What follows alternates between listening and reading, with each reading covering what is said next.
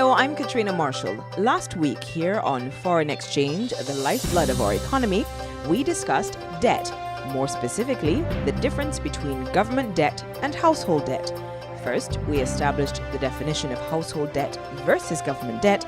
Now we make the direct link to foreign exchange and our level of reserves. We've been speaking with the acting director of the Research and Economic Analysis Department of the Central Bank of Barbados, Michelle Doyle-Lowe, and senior lecturer in economics at the University of the West Indies Cave Hill campus, Dr. Winston Moore.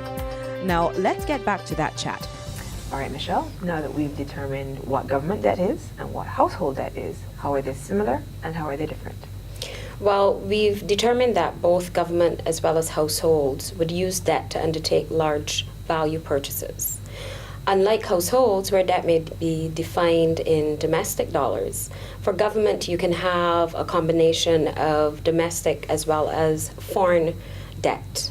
And that's important in terms of the foreign reserves because it means when government undertakes foreign borrowing, there is an injection in terms of the level of international reserves that flow in. At the same time, this debt has to be serviced. Interest has to be paid to the creditors and eventually it will mature. And that represents an outflow of foreign exchange. The other element to it relates to the fact that Barbados has a high import propensity. So we consume a lot, but a lot of that is imported. When households undertake to borrow more, it means that your consumer imports are likely to increase. At the same time, if government is paying more to households in the form of wages, or if itself government is spending more on services and goods, that too can put pressure in terms of the level of imports and by extension the amount of international reserves that you have. When does government need to adjust its policies to address its debt? At any point in time where government is unable to pay interest on its debt or to service its debt by way of paying it off when it matures, then there's an issue. That is heavily tied to the amount of funds that government must set aside in terms of revenue to service this debt.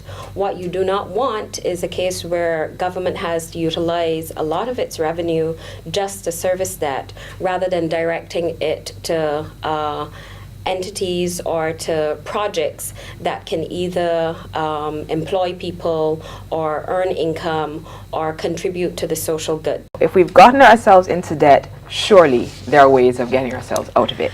So what are our options? Well, Katrina, all debt is not bad.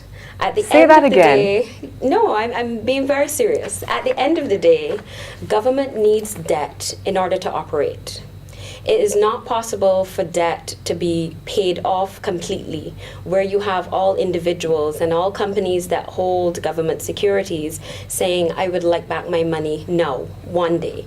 It's not feasible, right? Okay. What's important, though, is that government manages its debt in such a way that it ensures that interest is paid on time, that it is considered in terms of the risks related to that debt so that investors are confident enough to continue purchasing that debt. And that allows government to have access to the financing it needs at any point in time. Where are we as a country as it relates to the two types of debt, household debt and government debt? For Barbados, we've been able to achieve a debt to GDP ratio of 79%, and that is taking account of the holdings of debt by the NIS and is consistent with the IMF recent convention on calculating debt. Where are we specifically as a country as it relates to the two types of debt? The most recent estimate of household debt in Barbados is about